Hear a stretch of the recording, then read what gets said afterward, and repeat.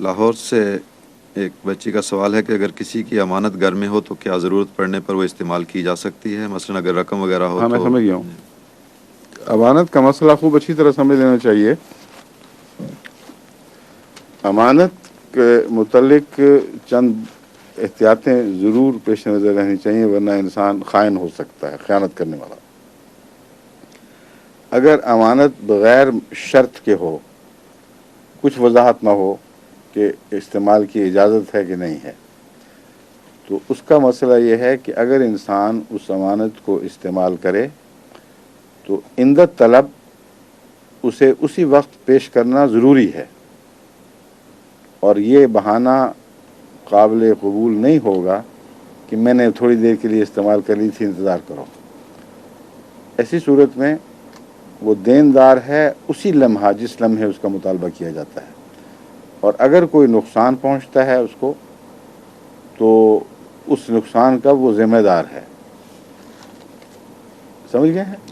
لیکن اگر امانت میں وہ تصرف نہیں کر رہا اور کوئی امانت رکھوا گیا ہے اور وہ چوری ہو جاتی ہے، یا ثابت ہو جائے کہ وہ چوری ہو گئی ہے، یا گھر کو نعوذ باللہ آگ لگ جاتی ہے، تو ایسی صورت میں اس امانت کا وہ دیندار نہیں رہتا.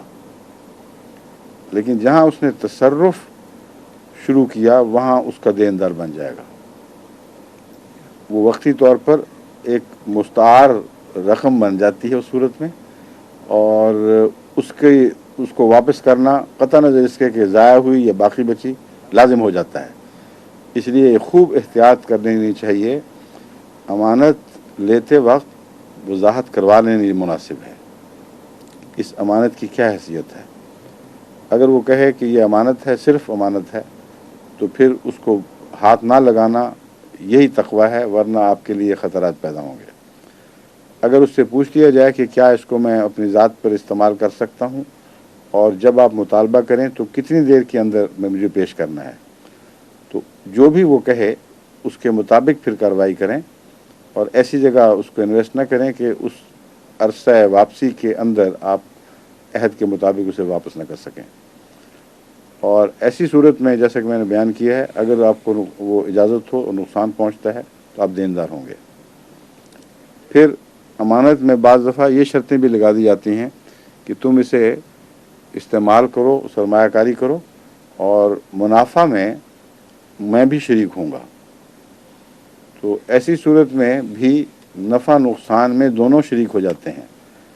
اور پھر یہ نہیں کہا جا سکتا کہ میں نے چونکہ امانت رکھائی تھی اس لیے مجھے منوان وہی رقم واپس کی جائے، کیونکہ امانت میں اگر شراکت کی شرائط داخل کر دی جائیں تو اس کا مسئلہ امانت کے دائرے سے نکل کر شراکت کے مسئلے میں داخل ہو جاتا ہے. اس کی حیثیت جی شراکت کے دائرے سے نکل کر امانت کے دائرے سے نکل کر شراکت کے دائرے میں داخل ہو جاتی ہے. ظہور مہدی آخر